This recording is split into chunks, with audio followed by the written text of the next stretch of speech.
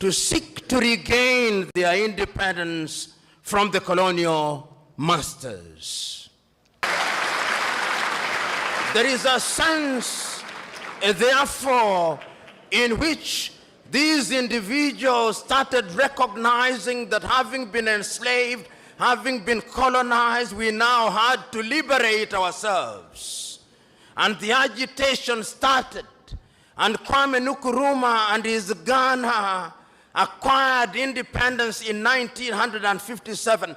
And I still can hear Kwame Nkrumah through the vicissitudes of time saying in Accra, Ghana, that Ghana is free and will never be colonized again. But the freedom of Ghana means nothing if the rest of Africa is not free. I can hear Mwalimu Julius Kambarage Nyerere saying that he is prepared to delay the independence of Tanganyika so that Tanganyika, Kenya, Uganda would become independent at one time. Mwalimu could see the future with the exactitude of a Jewish prophet. Jomo Kenyatta and Obote could not. And therefore, we gained independence as separate states, and the story will be told shortly. So what do we see? The agitation, the demand by the people that we must be decolonized. And why is it that we were asking that we must be decolonized? Why is it that we were demanding that we must regain our independence? Because throughout the ages, it was always the divine plan that men must be masters of their destiny. And when we gained our independence, the leaders of the day were eloquent as they were clear that the reason why we were asking to be independent is because we wanted to take charge of our affairs. We wanted to be the governors. We wanted to have our young men and women acquire education. We wanted to control the production of our food through agriculture. We wanted to build our infrastructure. We wanted to improve the quality of the lives of our people by improving their health. We wanted to eliminate poverty. We were clear on what we wanted, and this message was as clear in West Africa as it was clear in East Africa, as it was clear in Central Africa, as it was clear in Northern Africa, so that if you listen to Kwame Nkrumah, it's as if you'd listen to Agostino Neto, and if you listen to Neto, it's as if you'd listen to Samora Moses Machel, and if you listen to Ahmed Ben Bella in the Maghreb, it's as if you'd listen to Patrice Emery Lumumba. There is a sense in which there was unanimity that this was the only way, and we attained independence.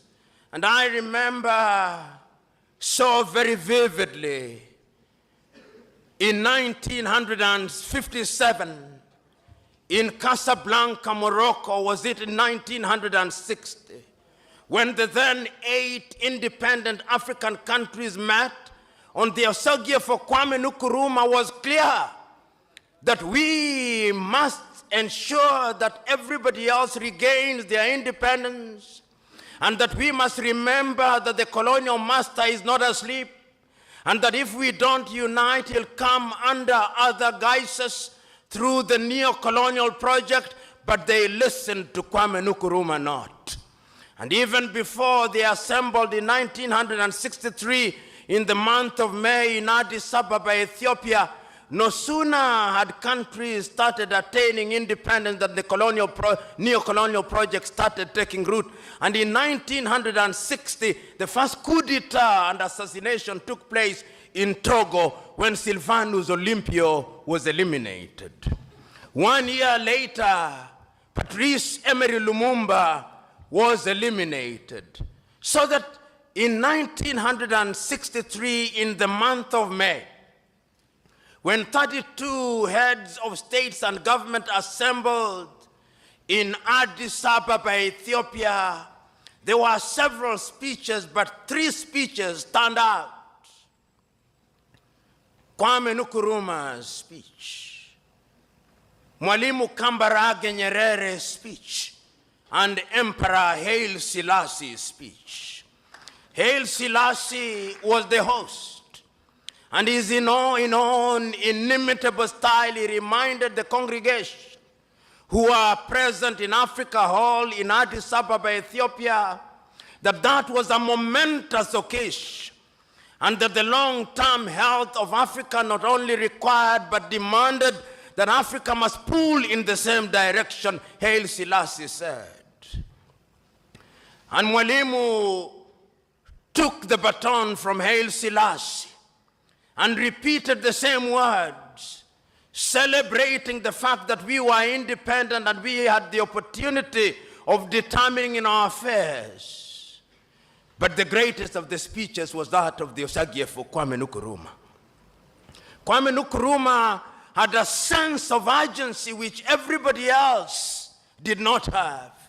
He said, not in so many words, but in effect, that if we want to immunize ourselves from the diabolical machinations of the erstwhile colonial master, now turned neo-colonizer, we have to move here as one Africa, with the United States of Africa, with one army, with one currency, with one central bank, and with one nation. But they listened to him not.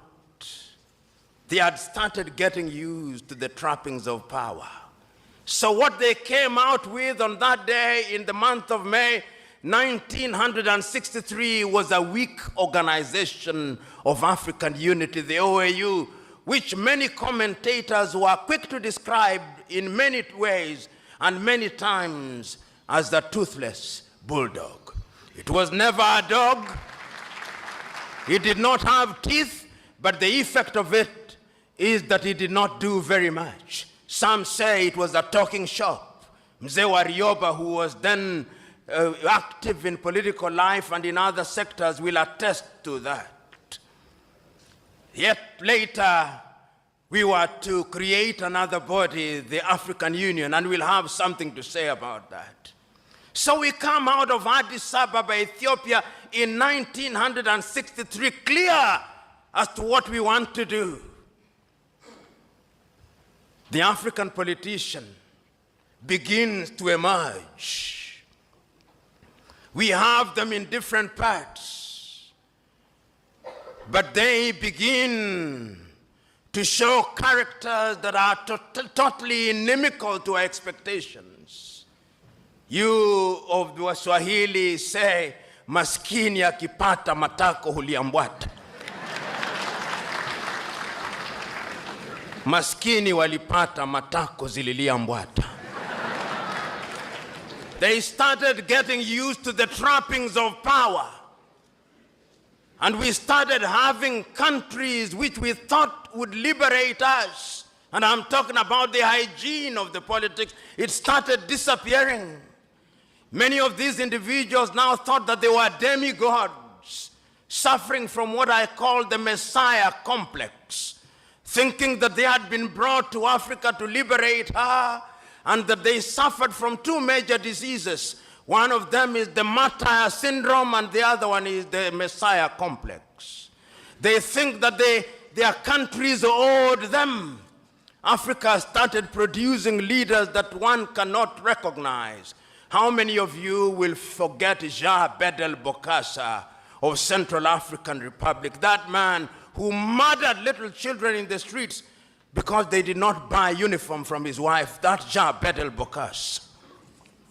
How many of you will forget Mobutu Sese Seko Kumbendu wa Nzambanga, who changed his country's name and presided over a kleptocratic regime? The Democratic Republic of Congo is the richest resource country on earth. Conservatively, it is said that under her belly, she has minerals which is equivalent to 34.1 trillion United States dollars. And yet today, it is one of the poorest nations on earth. It is the only nation on earth which on the day of the election has its president saying, we know we ought to have elections, but we have no money to hold elections. When you see a country which has as its official name the Democratic Republic of Congo, know that there is no democracy.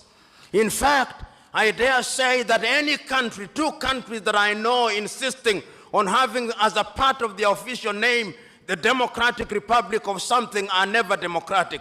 The other one is Korea, the People's Democratic Republic of Korea.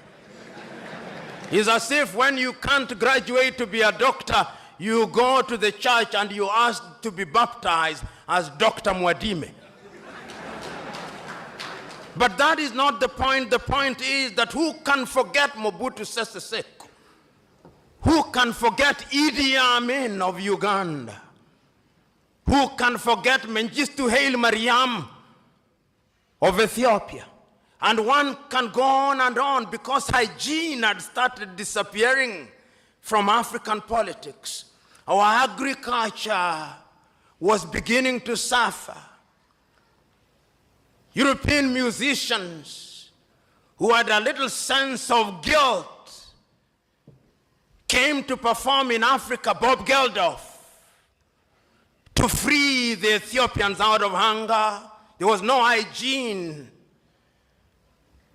in our politics. We could not run our education systems.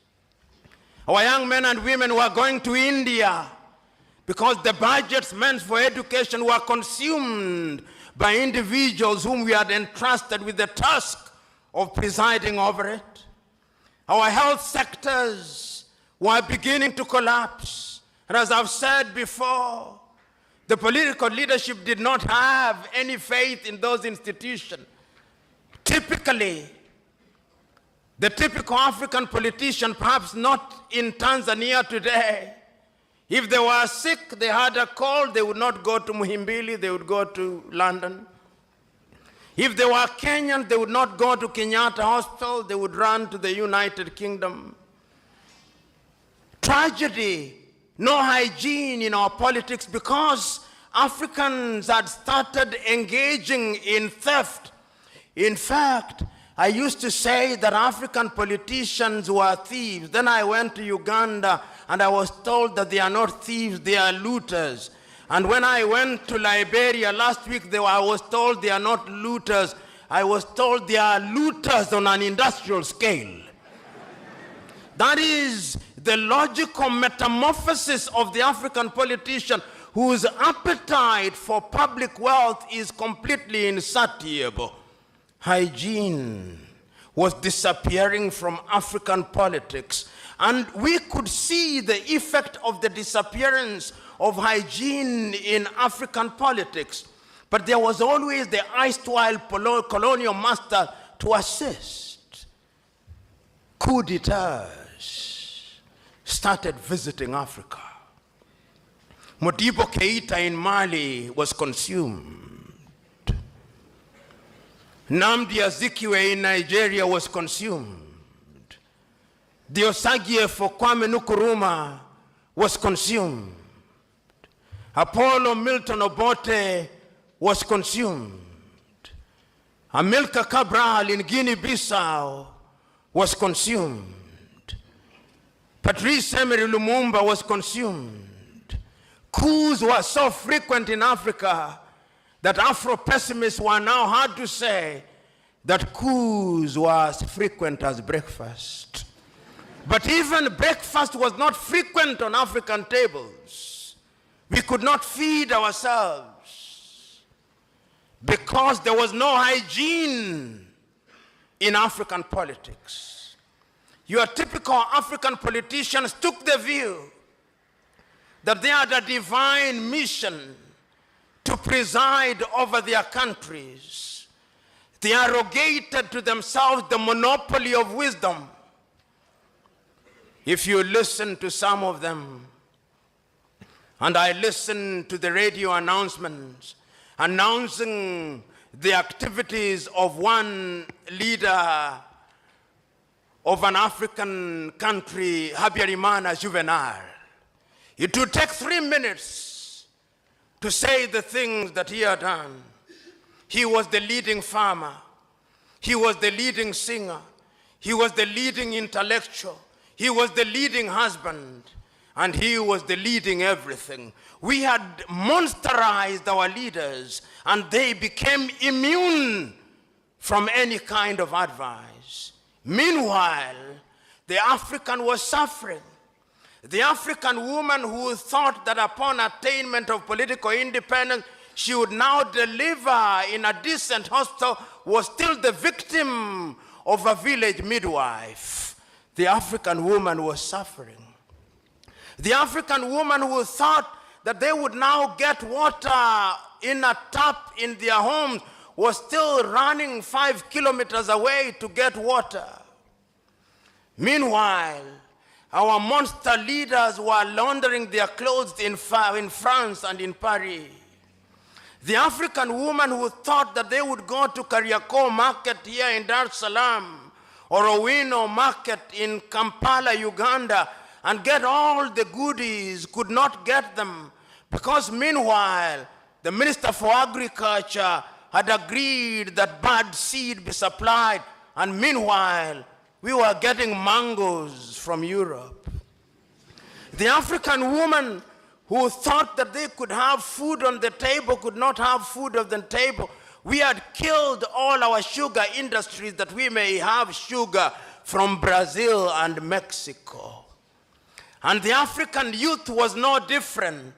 The African youth who thought that upon realization of independence, there would be occasion for them to get employment was now being humiliated at the embassies of the United States of America as he struggled to get the almighty green card. The young African who thought that liberation would bring something new was now struggling at the United Kingdom embassy, filling a document that is 50 pages long, being asked who their great-great-grandfathers were and what enterprise they were engaged in. And they could not stop there. They went to the Australian embassy and to the French embassy, and the treatment was the same. The African youth was being treated like a leper, like a pariah, like a subhuman being. And they were asking, for what purpose did we gain this thing called independence? And those who are not humiliated in Gambia, in Nigeria, in Niger, were crossing the Red Sea, swimming across the Mediterranean to go to Italy so that they may be enslaved anew. Meanwhile, the African leader was busy looting from their countries and buying mansions in Paris and in London and in Florida, and driving private jets and helicopters and being addressed as their excellencies and honorables instead of being addressed properly as horribles.